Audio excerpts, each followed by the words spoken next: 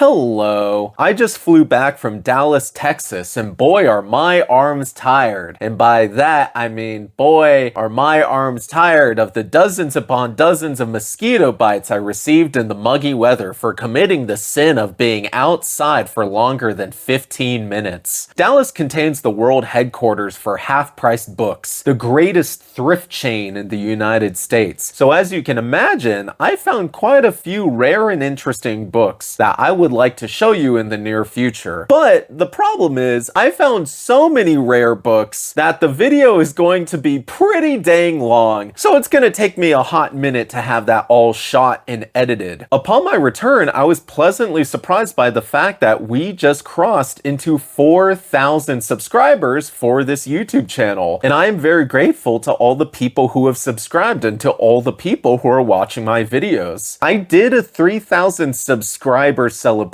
earlier this year, so it might be a little too soon to do another big hullabaloo for 4,000. Should I wait until 5,000 to do another Q&A? Let me know your thoughts. But since I didn't want you guys waiting too long for a new video, I've decided to do yet another top 15 video. And my topic this time is manga. I already did a top 15 manga video last year, but I want to make it very clear that this is not a replacement for that video, but an addition. I have read so much manga that my favorites cannot be contained in just one video. So to be clear, it's not necessary to have seen that video before you watch this one. But if you do enjoy this video, maybe go back and give that one a whirl. I will say my previous video was pretty diverse in its curation. I have seinen, josei, shonen, shoujo. This list will be a little more biased towards martial arts manga because that is what I am reading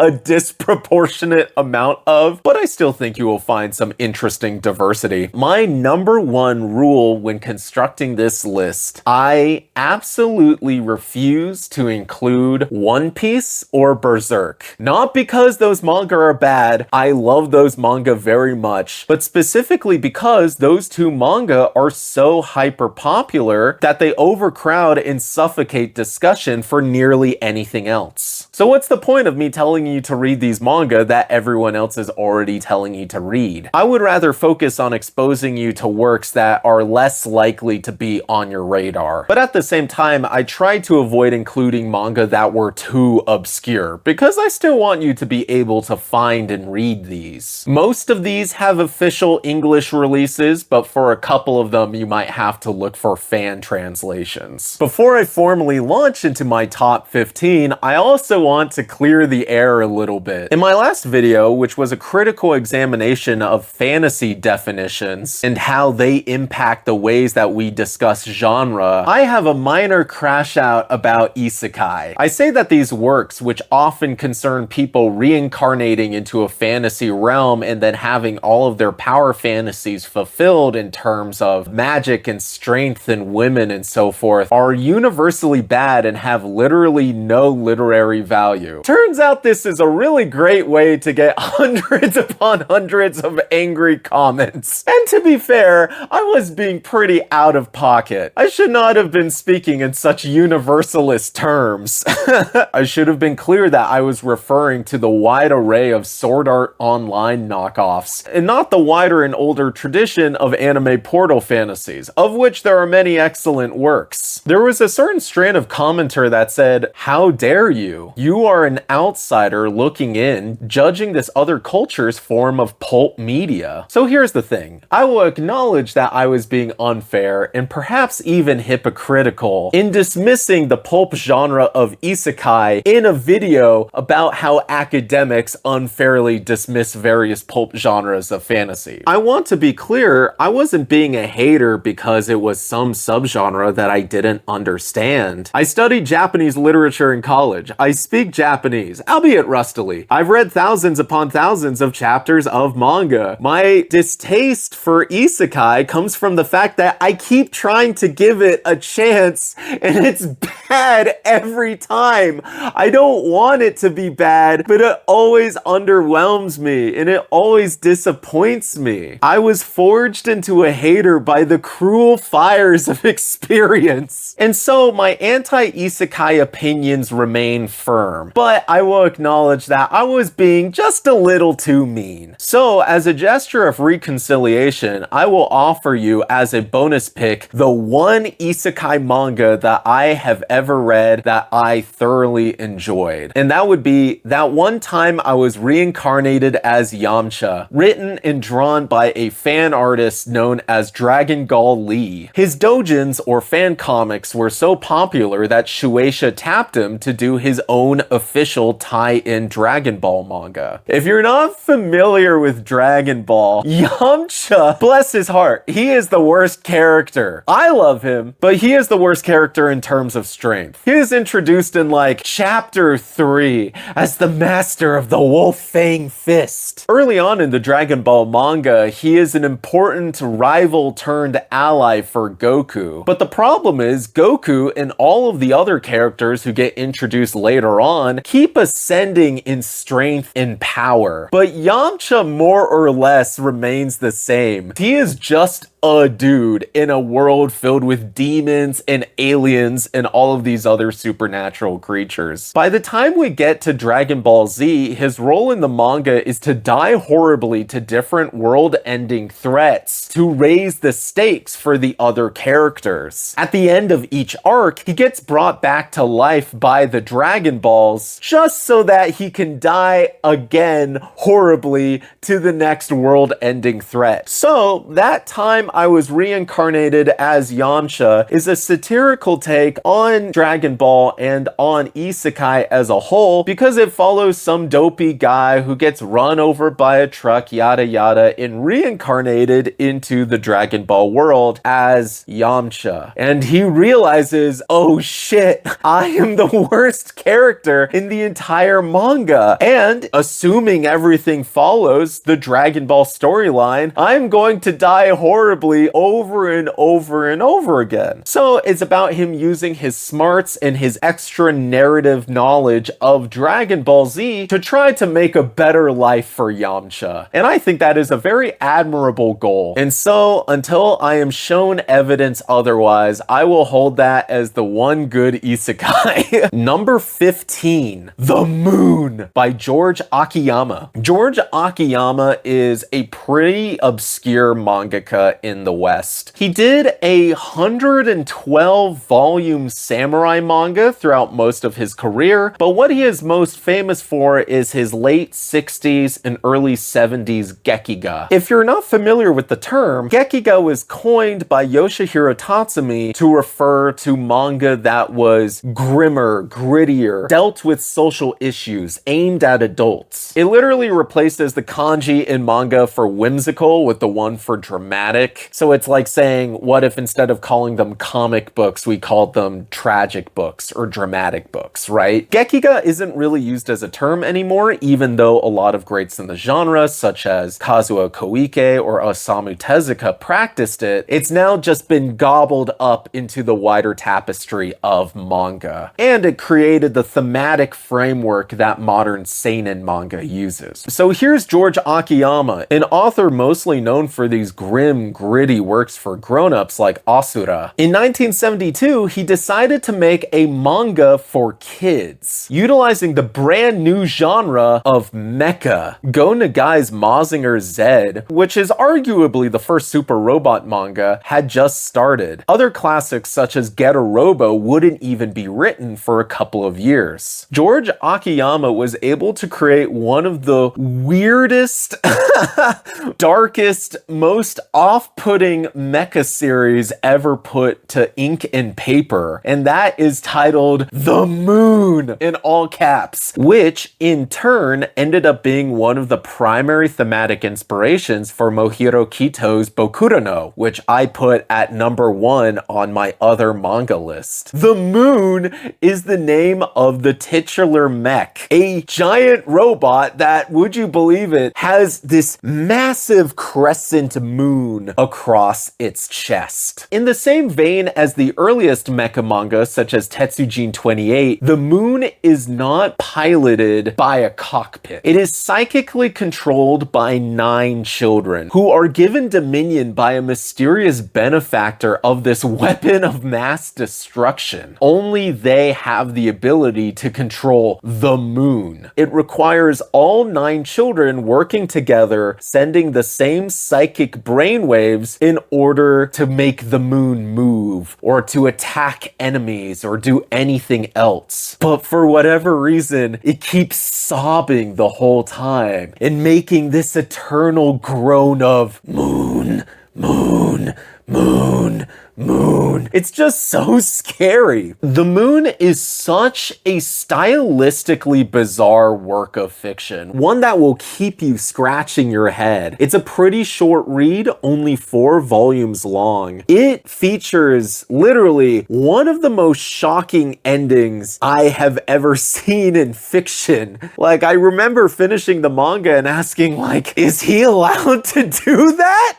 Is this seriously how it ends? Put the moon in Super Robot Wars, you cowards. Number 14 is Hitler by Shigeru Mizuki. Shigeru Mizuki is one of the great mangaka of the mid-20th century. He is most known for his iconic children's horror manga Gegege no Kitaro, a work about reckoning with the different yokai and spirits of Japan. What's really neat about that series is how ethnological it is. Shigeru Mizuki incorporated stories told to him by his grandmother, as well as various legends that he collected around Japan, and incorporated these folk spirits into his manga, making them into pop culture figures and preserving them for future generations. As such, he is absolutely beloved by Japanese audiences, even though his work remains relatively obscure in the West. As a young man, Shigeru Mizuki was drafted into the Second World War, where he ended up losing his arm. His hatred of that war and his deep criticisms of the Japanese government and of the Japanese war effort influenced the Gekiga he wrote in the later decades of his career. His most famous is Showa, A History of Japan, which I recommended in my previous video. He also drew the stone-cold masterpiece Onwards Towards Our Noble Deaths, which criticized the stupidity and authoritarianism and over-reliance on suicide attacks of the Japanese high command in World War II. But what I am going to recommend to you right now is his biography of Adolf Hitler, often entitled, would you believe it, Shigeru Mizuki's Hitler. This work is an achingly researched biography of Hitler from his birth to his very death, told through the mix of historical fact and ridiculous caricatures that Shigeru Mizuki most excels at. I found it extremely informative in detailing how Hitler amassed and consolidated power throughout the 1920s and 30s. But the reason why I'm specifically recommending it is it shines in a way that a lot of Hitler media fails. Mizuki does a sterling job of illustrating Hitler not as some unknowable master of evil, but as a desperate and deeply pathetic individual clawing for power. Mizuki portrays Hitler as a wimp and a loser. This manga exemplifies the famous Mel Brooks quote where he says the way we defang Hitler and fascism as a whole is by laughing at it. Mizuki does an excellent job of threading the needle where you understand how Hitler came to power, but framing it through the lens of Hitler's many psychosexual failures. Number 13. I guess I'm talking about politics some more. If you consume a lot of Japanese popular media, you'll come to realize that a lot of it is not very political. Sure, there are a lot of political manga, but those usually involve geniuses who are doing schemes and manipulations and betrayals in some fantasy or science fiction context. You know, like Code Geass or The Legend of Galactic Heroes. How many manga or anime can you think of that are genuinely about the inner workings of contemporary Japanese politics? Diet meetings and winning elections and so on and so forth. But there is at least one major exception, and that manga is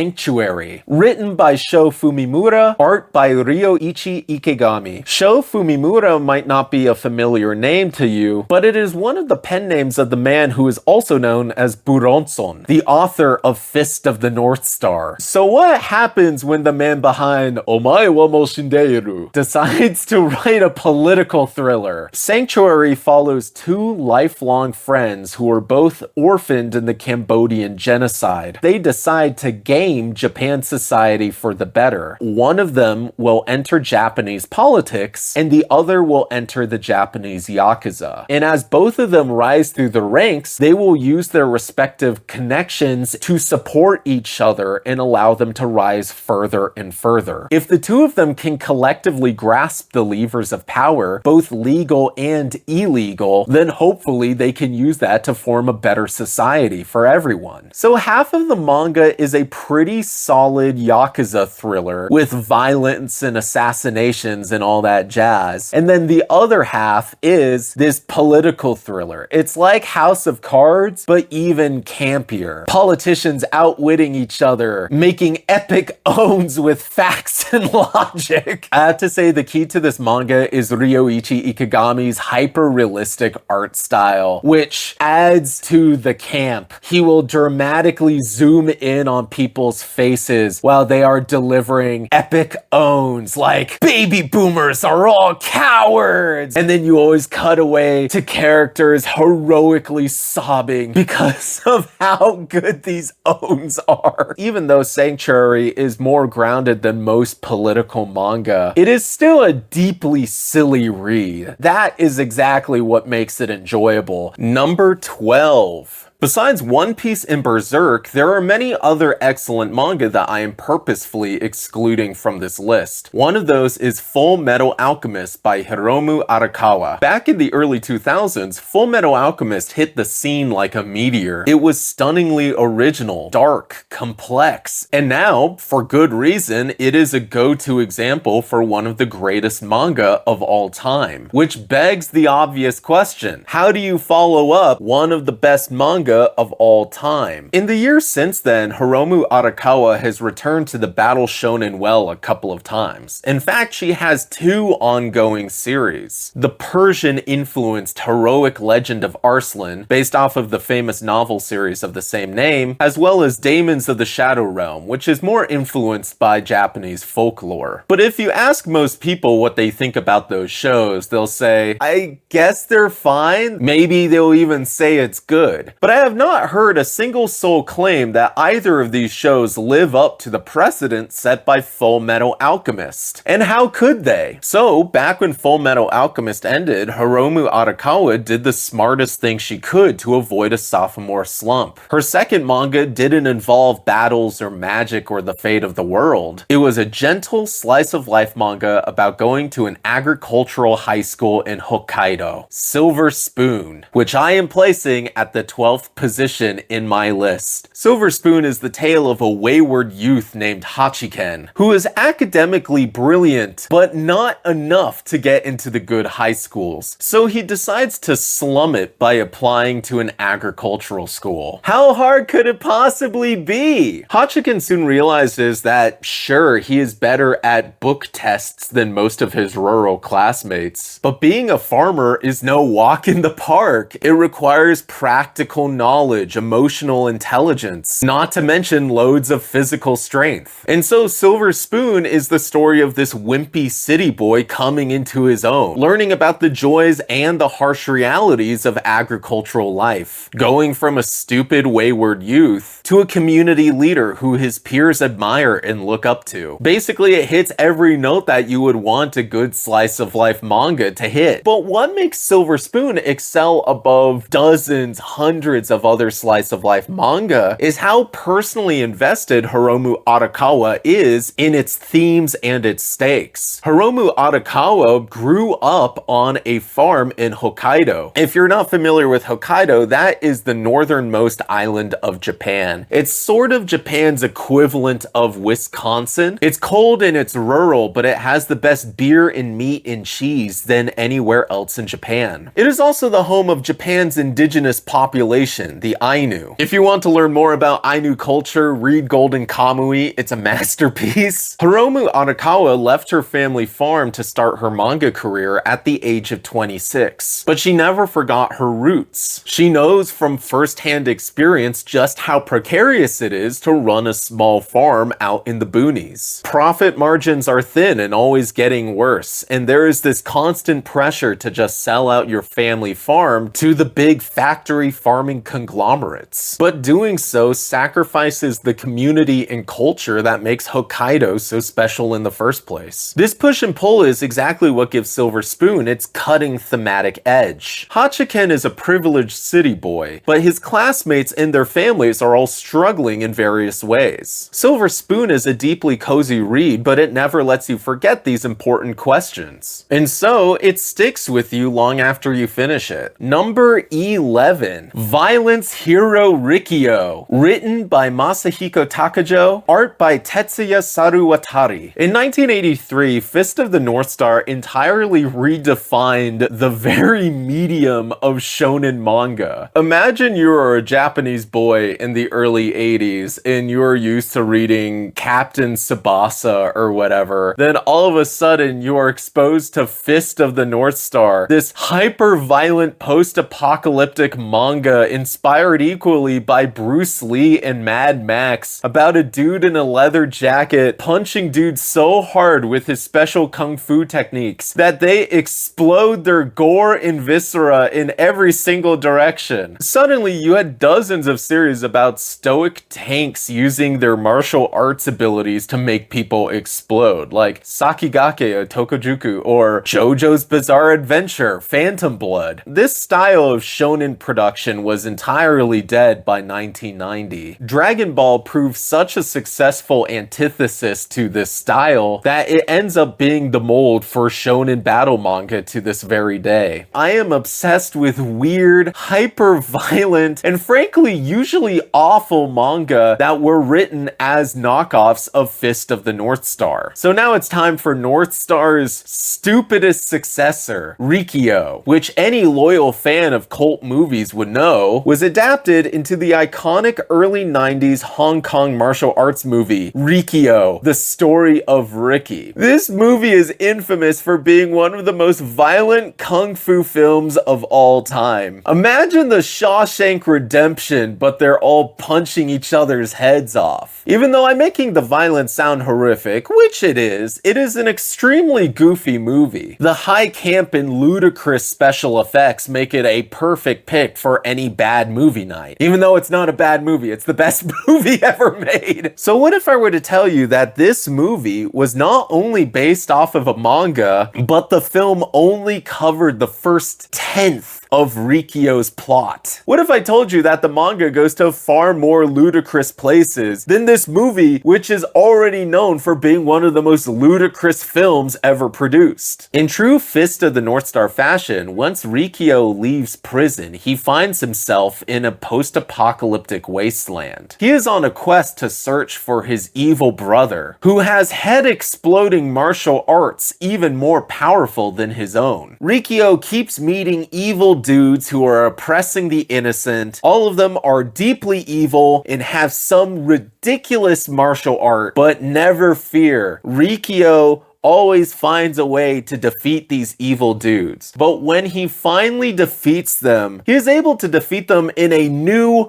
mind-bogglingly violent way each and every time. You're like, how will the limits of the human body be explored this time? But Riki-Oh finds a way. And as Riki-Oh kills more bad dudes, the meta plot unveils. We learn twist after twist about Riki-Oh and his relationship to his brother and their relationship to martial arts and to their master and to their father War, and all of these other earth-shaking revelations. And I can promise you, this manga contains the stupidest twists I have ever read, to the point where I cannot actually tell you what those twists are. My brain has actually blocked them out because they were so stupid that to preserve my intelligence quotient, they were deleted from my mind. Number 10, Master Keaton by Naoki Urusawa. Story input by Hokusei Katsushika and Takashi Nagasaki. Naoki Urusawa is rightfully acclaimed as one of the greatest masters of mystery and suspense in modern manga. His thrillers like Monster or 20th Century Boys often populate the top of best manga of all time charts, and for good reason. Even though Urasawa's work is near and dear to my heart, he didn't make my last top 15 list. And the reason why is, in that list, I was trying my best to include works that had official English releases. And my favorite Urasawa manga, Billy Bat, wasn't available in the United States.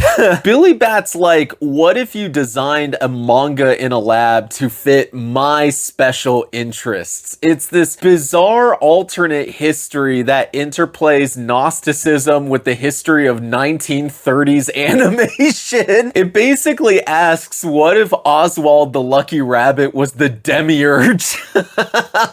And it asks the legitimately daring question, what if Lee Harvey Oswald was fully justified in his actions? And because of that plotline, amongst others, I was like, yeah, of course, they're never gonna bring Billy Bat to the United States. It's too thematically spicy. But as of last month, we are now getting an official release of Billy Bat into English, and I recommend you check it out. But that is not the work that I am going to be discussing today. I am actually going to be discussing one of Urasawa's earlier works, the work that made his name as the master of thriller even before Monster. In his early career, he was actually known as a sports mangaka, writing works like Happy and Yawara. But in the early 90s, he teamed up with his editor to create Master Keaton, which I think is maybe his most underrated work. It's basically Indiana Jones for the 1990s. Taichi Keaton is a half Japanese, half British archaeologist. But archaeology doesn't really pay the bills, so he has left academia and now works as an insurance investigator. This is basically an excuse for him to go around the world having a wide variety of different adventures. One week he might be defusing a hostage situation in Belfast. The next week he might be investigating ancient ruins in Mongolia. Master Keaton is a quick-witted and emotionally intelligent man who has just enough military training to let himself get out of a scrape. The adventures are mostly episodic, but its episodic nature is exactly what makes Master Keaton so addicting to read. You never know what you're going to get next, and every adventure is just such a well-crafted little package. Master Keaton captures the thin sliver of time between the Cold War and the War on Terror, when we genuinely had hope that there was a better future. Most of Master Keaton's stories deal with the sins of the 20th century. We meet former Soviets, former Nazis. Even Keaton himself is a veteran of the Falklands War. But there was also the understanding that we were going to leave that evil behind, that we were going to solve those issues and find a better path forward. And instead we found the worst path. Cool! Number 9 is a much lighter choice. Tekken Chinmi by Takashi Maekawa. Do you like Dragon Ball? I don't mean Dragon Ball as an entire franchise. What I mean is, do you like the early portions of the Dragon Ball manga? Back when Goku was just a thinly veiled riff of Sun Wukong, the Monkey King, complete with his own staff and his flying cloud, Kintoun. Back when the young Goku was just a martial artist who really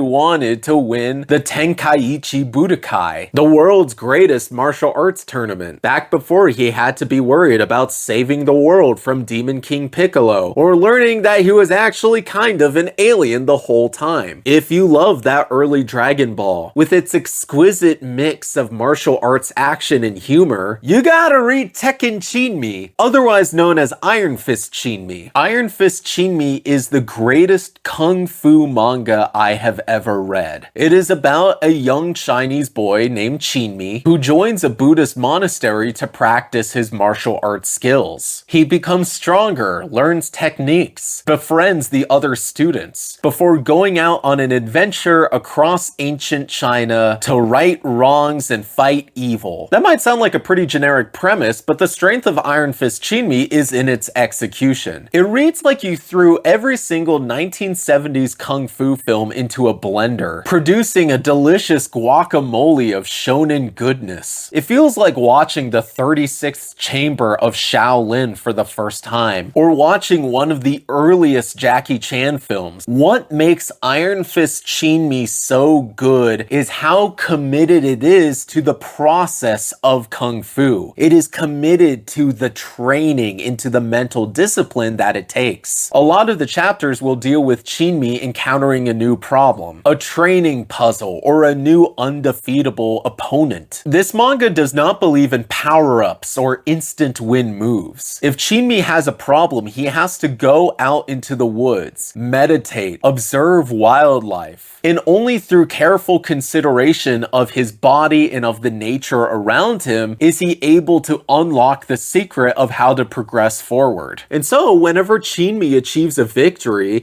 it feels good because you watched him work for it. You watched him train and figure out the problem in real time. And the crisp, cartoony art style, which also feels like early Dragon Ball, is extremely satisfying to watch. The action choreography is clear. The punches are dynamic. The kicks have weight to them. Iron Fist Chinmi is a fast-paced, feel-good action manga, and I recommend it to anyone who is tired of modern shonen's sloppy over-reliance on confusing power systems. Number 8. Fruits Basket by Natsuki Takaya. I don't read that much shoujo, manga aimed at younger girls. I am not that invested in the high school romances that make up a big portion of shoujo. However, shoujo is nevertheless a pretty diverse genre with a long and storied history. You have critically acclaimed shoujos that are historical, fantasies, sci-fis, thrillers. I like reading these series because it demonstrates the diversity of what shoujo has to offer. But today I will recommend what might be the most archetypal shoujo of all, Fruits Basket. Fruits Basket is the story of an orphaned high schooler named Toru Honda, who finds a home in a country estate alongside two boys her own age. Through a series of mishaps, she finds out that these two boys, who she is in something of a love triangle with, turn into animals if she hugs them. One becomes a cat and the other becomes a mouse. She learns that this is a curse that these two boys are afflicted with, as are many other people in their extended family. When they are hugged by someone of the opposite gender, they turn into various animals of the zodiac. In the early issues of Fruits Basket, this is mostly played for comedy. And I will admit, it's played for comedy that I find deeply obnoxious. You could tell that this was ground zero for the sense of humor of the early to mid 2000s DeviantArt / Gaia online crowd. Characters squeeing and having sweat drop emojis and all that jazz. Whoa, I accidentally tripped and I turned this person into a cat in front of my classmates. Uh-oh, gotta keep them hidden, yada yada yada. And then you meet more and more of their relatives who all have their own personality quirks and turn into different animals, and then there's comedy about those animals as well. But even though the comedy wasn't exactly my thing, you realize that the nature of this curse means that these characters cannot engage in romance. They cannot embrace another person. They can't be proximal in any intimate way without triggering the curse. And as you read further through the series, you realize that all of these characters, who at first seem like stock anime archetypes, are actually psychologically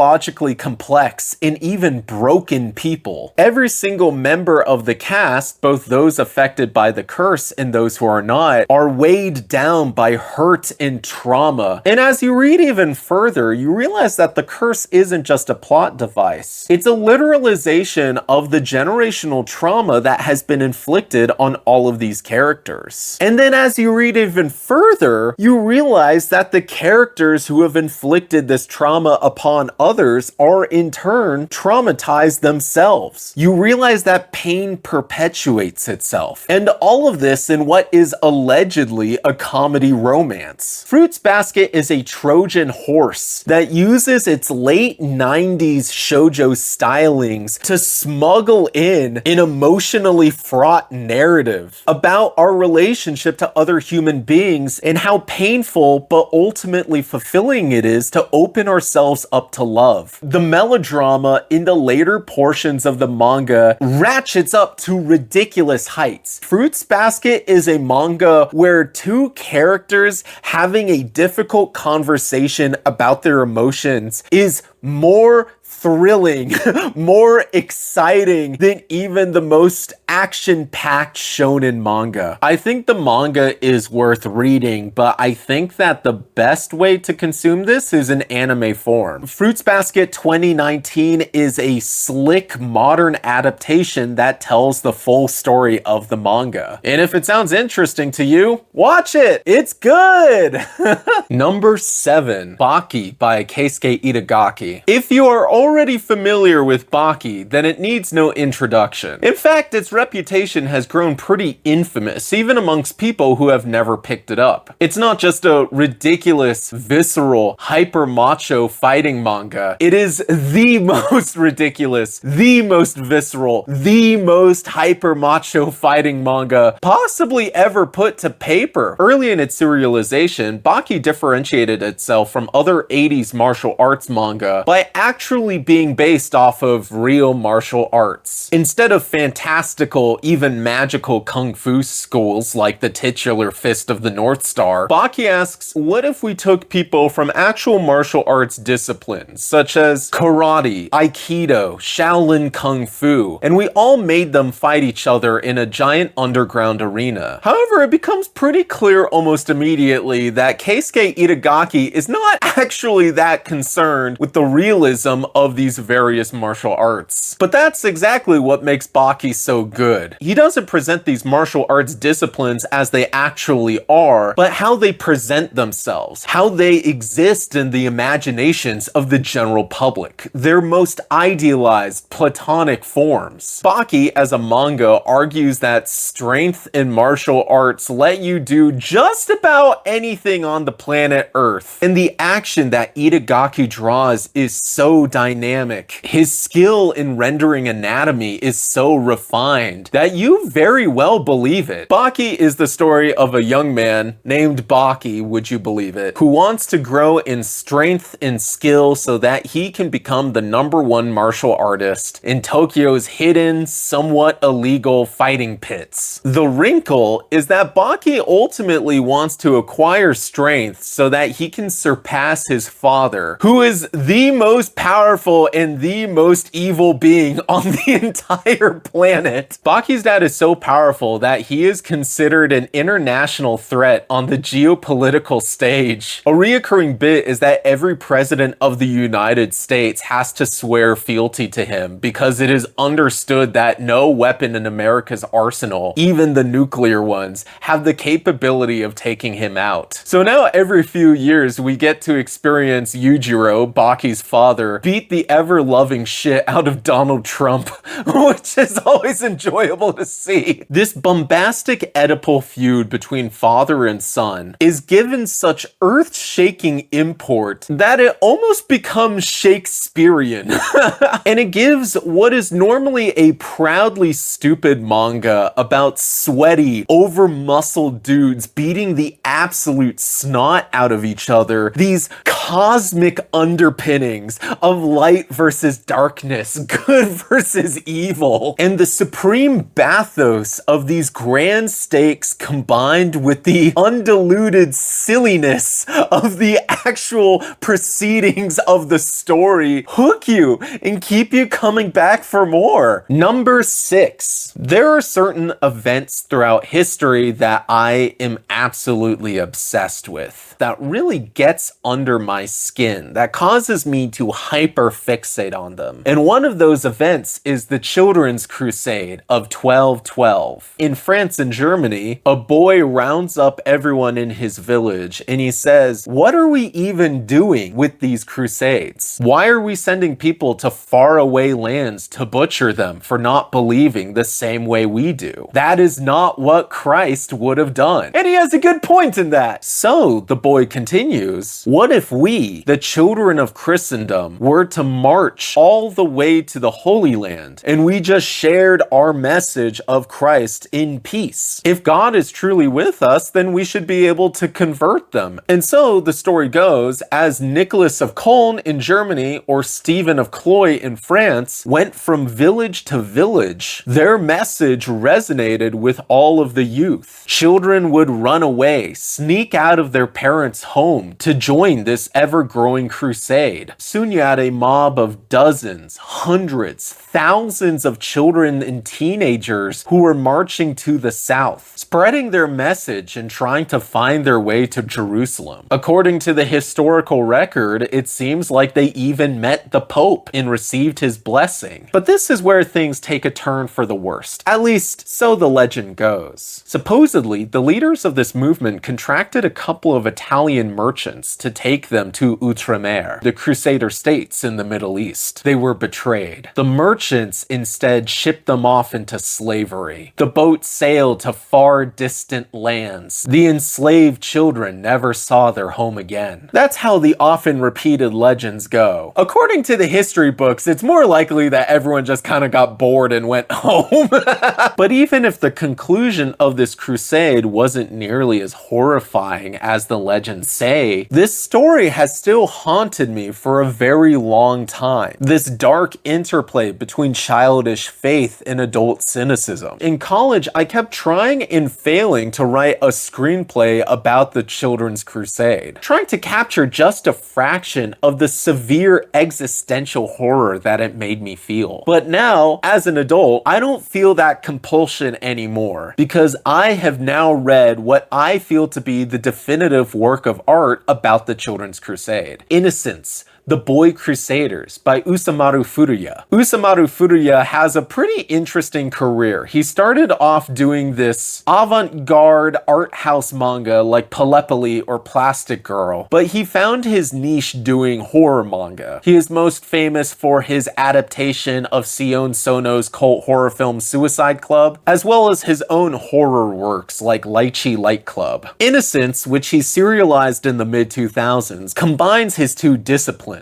He uses avant-garde artwork and paneling to truly sell how disturbing this story is. It goes pretty similarly to the tale I just told you. A young medieval boy hears the voice of God telling him to go on crusade. All the other young men in the village join him, and they form the core of a movement that just keeps growing and growing, larger and faster than anyone can properly handle. Furuya uses this diverse cast of young men to explore medieval religiosity from a wide array of angles. One is a leper, several get involved with the Knights Templar, others become involved with the Cathars, so on and so forth. Every single one of them is going to have a bad ending. And Furuya makes damn well sure that you experience the full ramifications of that suffering. As such, I would give this an extreme content warning. Anything horrible that you can imagine happening to someone in the Middle Ages very likely happens to these teens. So if you're sensitive to that, I would tread lightly. Innocence is a truly haunting manga, one that has stuck with me in the years since I initially read it. Number 5, Hunter x Hunter by Yoshihiro Togashi. A little note on the title, it is written as Hunter x Hunter, but the X is silent, so it's just pronounced Hunter x Hunter. I am warning you about this because there are nerds out in the world who can and will loudly correct you. So I'm trying to save you some future embarrassment. Plus, you don't want to sound like that LARPer Machine Gun Kelly. Yoshihiro Togashi is in the rare class of mangaka who have written multiple generation-defining works of manga. His previous work, Yu Yu Hakusho, was one of the defining shonen manga of the early 90s, offering a gritty, supernatural, urban fantasy twist on the Dragon Ball formula that had come to dominate Shonen Jump. And Hunter x Hunter is Togashi cooking a 9-course meal. The manga is set in an Earth-like fantasy world that contains a special class of licensed adventurers known as hunters. Hunters look for rare items, serve as bodyguards, solve political crises, but most importantly, they hunt for the one thing their heart most desires. And so our protagonist is Gon Freaks, a happy-go-lucky 12-year-old boy whose deadbeat dad happens to be one of the greatest hunters in the entire world. Gon just wants to meet his dad, and to do so, he is going to become a hunter himself, learn to harness his own abilities, travel to the ends of the earth in search of his father. You could even go so far as to call him a hunter, huh? What makes Hunter x Hunter so good is that Yoshihiro Togashi has already written one of the great archetypal shonen. And so with Hunter x Hunter, he feels no need to subscribe to the same trope formulations that other shonen manga feel compelled to follow. His character work and plot lines are endlessly subverting your expectations, creating a world and a narrative that feels endlessly fresh and exciting. What's particularly noteworthy to people is the power system that he invents, called Nen. All the characters know how to manipulate their aura in different ways, not unlike classic Dragon Ball Z. But what's so neat about Nen is just how flexible it is. Your power can be just about anything that you imagine as long as you stick to the rules and restrictions that Nen requires. As such, Nen battles feel like a lot more regimented version of JoJo's stands. Characters can have a wide variety of complex powers, but the fact that everyone is ultimately operating on the same rule set means that there is a distinct layer of strategy that a lot of other shonen manga fail to achieve. In the mid-2000s, Togashi started experiencing severe health problems, especially in regards to his back and spine. Over this next decade, where Togashi's health disintegrated, he wrote and drew what is probably the single best arc of shonen manga ever crafted, the Chimera Ant arc, a bleak deconstruction of shonen morality, all told with the precise narrative complexity of a well-constructed timepiece. As our characters fail again and again and are subjected to ever-escalating stakes, the very art breaks the format of shonen manga, channeling expressionistic rage and grief in a way that you never see in any of these other works. The dissolution of the characters and the art in Togashi's health are synthesized into a beautiful, wretched, artistic whole, which, sidebar, makes it all the more infuriating when unmitigated fucking dog shit like Solo Leveling chooses to shamelessly plagiarize Chimera Ant. But what did we expect? Solo Leveling is the worst thing ever written by human beings. The Chimera Ant arc concluded in the early 2010s, with, appropriately, one of the most shocking climaxes in shonen manga to date. And with a following epilogue arc, Gon's story has received a satisfying resolution. If you watch the 2011 anime, which adapts everything up until that point, you will receive a satisfying beginning, middle, and an end. But the Hunter x Hunter manga is not over. There are lingering plot threads and unresolved character arcs amongst many of Gon's friends and associates. So the story of Hunter x Hunter still continues. For the last 12 years, Togashi has slowly but steadily been working on the next arc, the Succession War. You might have to wait years in between chapters as Togashi undergoes various surgeries and therapies to repair his back, but the wait is always worth it. The Succession War is, if you can believe it,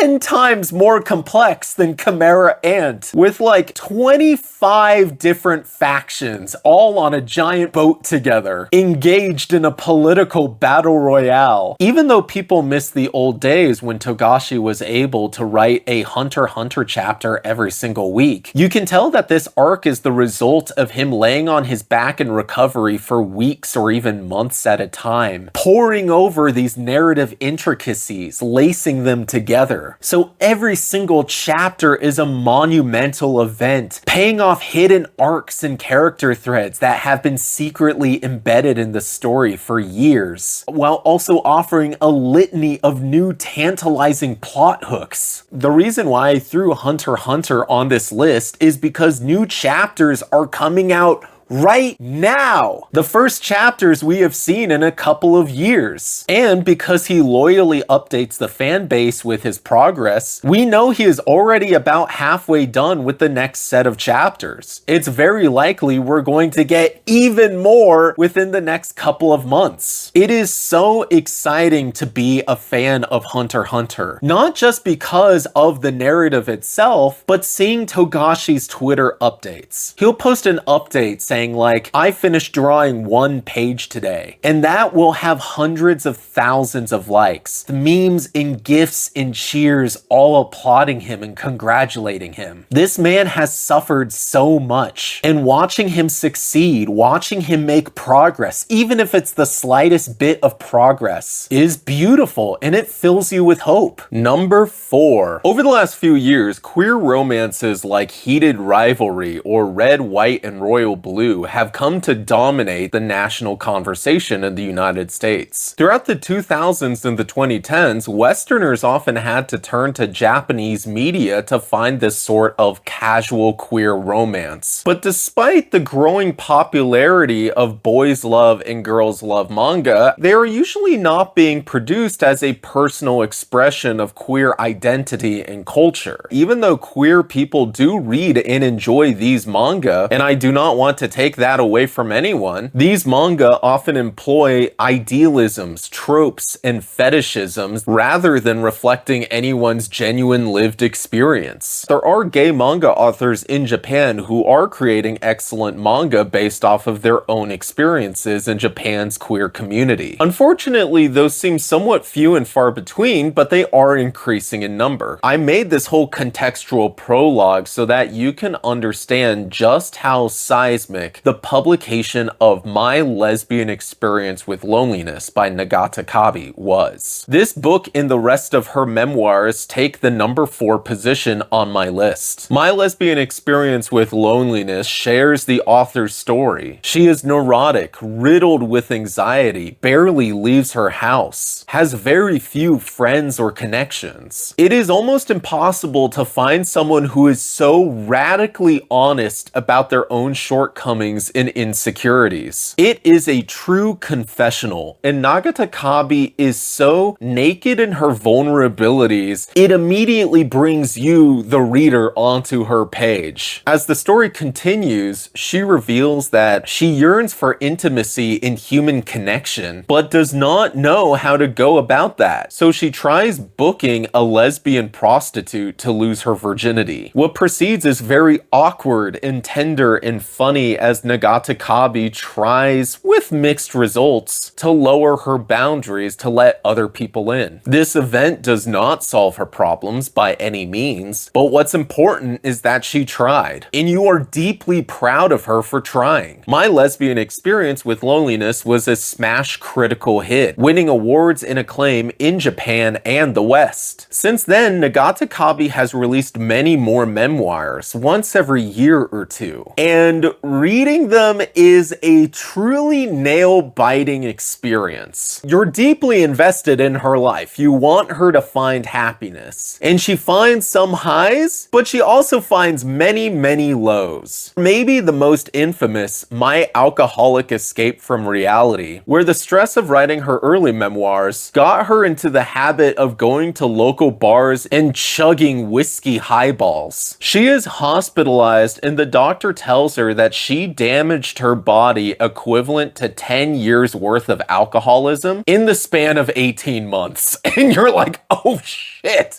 that's a lot of whiskey highballs. She has to get her pancreas removed and adjust to an entirely new diet while in detox for alcohol. This memoir, My Wandering Warrior Existence, is where she ruminates about love, sexuality, and her ties to other people. This is pretty deep in the Nagasaki archive, but this is where she reveals some chilling information which I think is key to unlocking the rest of the memoirs. In this memoir, she reveals, almost casually, that she was sexually abused at a very young age. She calmly shares the whole story with the reader, and it is incredibly disturbing. But you're glad for her candor, because suddenly everything locks into place. Her personal struggles and difficulties in connecting with other people are trauma responses from a survivor who is doing her very best to find a new path forward. These memoirs are her therapy. She is diving deeper and deeper into her own psyche, discovering new truths about herself, and healing, or at the very least, trying to find the path towards healing. I'm a couple of memoirs behind, they are still coming out, but a recent one was entitled My Pancreas Broke, But My Life Got Better. I look forward to reading it because I want her life to get better too. Number 3. We've talked about a couple of martial arts manga today. Riki-Oh is martial arts at its most ludicrous, having no tether to physical reality. Iron Fist Chinmi is more grounded, but ultimately follows martial arts as they are portrayed in kung fu movies. Baki made its name by claiming a basis in real-world martial arts, but it's ultimately ridiculous and exaggerated, maybe even more so than Riki-Oh. So I am happy to present you with a martial arts manga that is actually about martial arts, as it is practiced by human beings in human reality. And that is Holy Land by Koji Mori. Holy Land is the story of teenage street fighters in modern-day Tokyo. After you've read countless stories about people throwing each other through walls and these other stylized tropes, reading a down-to-earth story where the punches and kicks have to obey the laws of physics feels frankly revolutionary. Holy Land follows a heavily bullied teenager in modern-day Tokyo. He is tired of being attacked for his lunch money, so he spends a couple of months out of school learning and practicing how to perform a 1-2 punch for self-defense. That's it. Once he returns to school, he starts using that to solve his bully problem. If someone jumps him on the streets, then he goes to knock them out. But here's the problem. Soon it becomes an urban legend. Hey, did you hear there's a guy called the Bully Hunter? He's going around punching bullies. Hey, sounds like this bully hunter's a real tough guy. Better find him and beat him up to prove my own strength. So this kid, who learned how to fight explicitly so that he wouldn't have to fight, slowly gets drawn into the world of street fighting, having to defend himself and the people he loves from bigger and bigger threats. Despite the escalation, Koji Mori never lets things get out of hand. Our lead character will undergo a training arc, not to unlock his Rasengan, but just to learn how to do a front kick. Just a normal front kick. One of the truths that is drilled into each of the characters is, it doesn't really matter how strong you are, how good your techniques are. You'll probably still lose to one guy with a metal baseball bat. So when he finally has to fight one guy with a metal baseball bat, it's absolutely gripping. You're like, that guy has a metal baseball bat. No one can beat someone with a metal baseball bat. Koji Mori will even interject with his own commentary on martial arts, telling you, the reader, how these techniques are applied in real life, what their physics are, how they actually work. But this isn't just a street fighting manga. This is a very solid, well-written coming of age. What is the meaning of strength? Is strength just being able to wail on someone with your fists? No, it's not. You need to have character.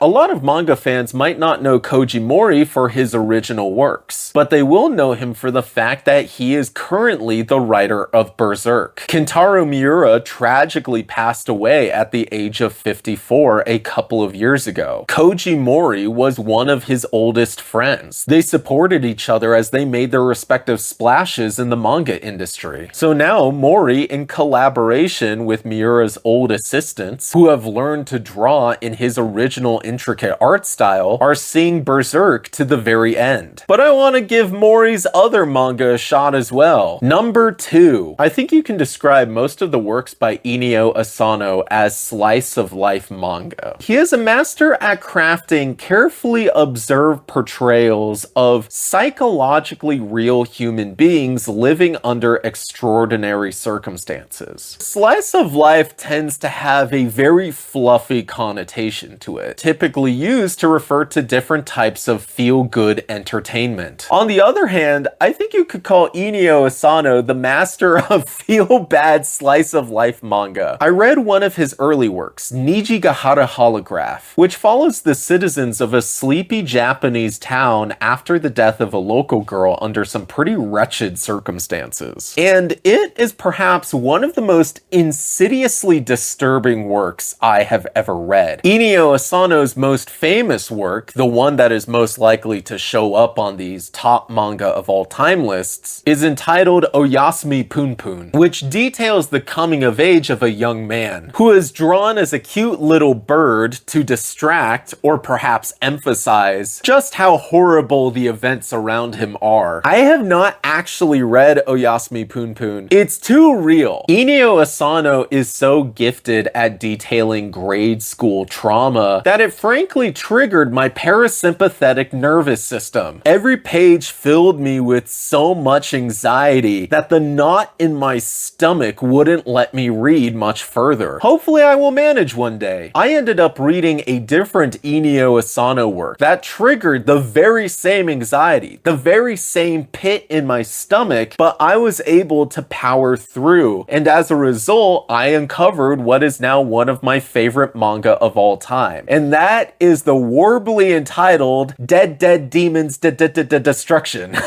Dead Dead Demons is, like these other works, a vaguely horrifying slice of life about living through what may or may not be the apocalypse. 3 years ago, a massive alien mothership appeared above Tokyo. The government tried to shoot it down, but they failed. So now the warship is just there, hanging in the sky 24/7. The aliens aren't attacking, but they aren't leaving either. But what you do know is that if that mothership were to fall out of the sky, the impending explosion would obliterate every single person in Tokyo. But even though you have this giant alien ship that may or may not cause the death of you and everyone you love, you can't just sit around and do nothing, so you might as well keep going to high school. Dead Dead Demons follows our protagonist, her weird best friend, and their entire clique of high school girls as they just kind of continue to live and exist in this bizarre and dread-inducing political situation. The ship is there as a constant reminder, but you have to slowly learn to tune it out just so that you can worry about going on field trips and dates and these other standard experiences of growing up. But what I find most shocking about Dead Dead Demons, this started during the Obama administration, but I have never encountered anything, not just manga, anything that so accurately replicates what it feels to live like during and post-COVID. The isolation, the way people communicate online with their friends and with the people they hate, the way people are divided and turned against each other on a wide variety of social issues, some serious and some completely arbitrary, the way normal people get completely radicalized. Basically, any socio-political issue that you can think of that is affecting the modern culture and the modern discourse is demonstrated and thoroughly explored in Dead Dead Demons. The sheer array of characters, dozens upon dozens from all walks of life, all with complete psychological and emotional complexity, demonstrates just how astute Inio Asano is at capturing the human condition. There have been very few times where I have been so impressed with a manga on a writerly level. And hopefully I can overcome my anxiety and read more Inio Asano manga in the future. By the way, this manga also features some really interesting intertextuality with Doraemon.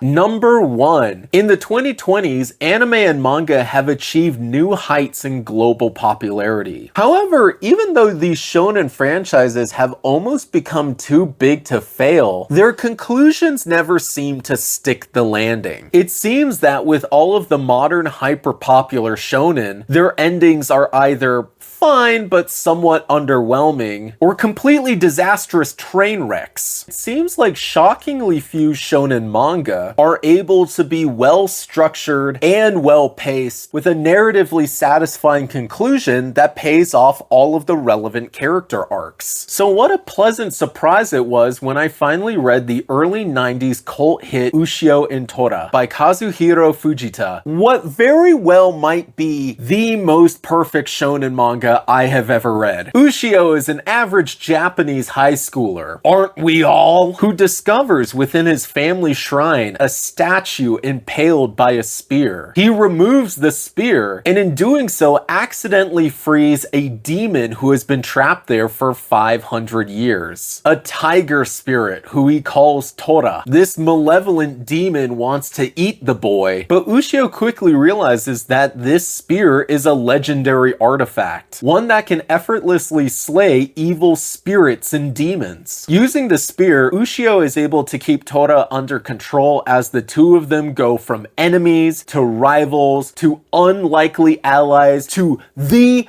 best bromance in all of manga as they go around fighting evil spirits throughout Japan. A lot of the stuff that occurs in what seem to be one-off adventures can actually end up being supremely important for the overall narrative. Characters and concepts that you thought the manga would have left behind come back in new and surprising ways. Everything matters, all while continuing to build the complex web of interpersonal relationships between Tora, Ushio's friends, family, love interest, and the countless people, both human and yokai, that they meet in their adventures. The action is invigorating and exhilarating. Every yokai that they face is some evil freak who needs to be put down. The monsters are so scary and so evil, and that is exactly what makes it so cathartic when Ushio and Tora are like, screw this guy, we are going to murderize him. And you're like, hell yeah, kings, go for it, save the day. Oh my god, the manga is so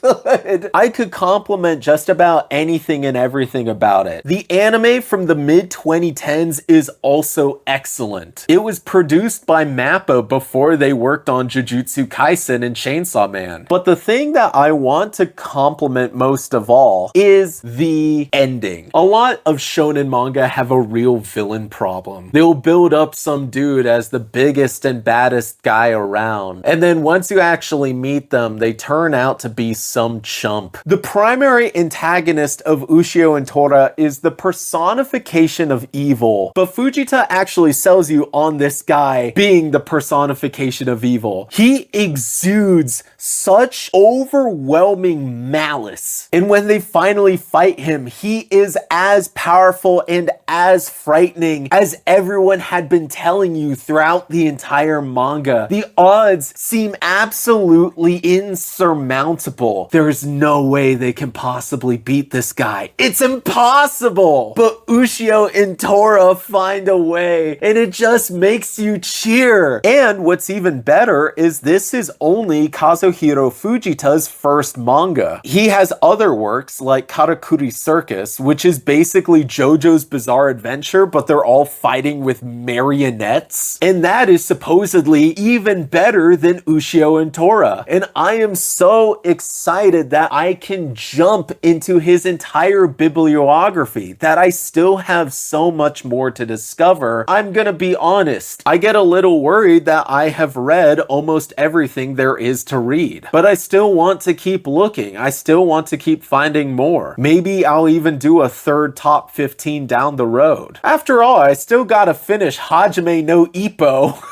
Anyway, thank you for sitting down with me for all this time. There are still many manga I love that I haven't yet mentioned, but if you think you have a truly weird deep cut that you think I would appreciate, please let me know. I am all ears. Pew pew! Bye!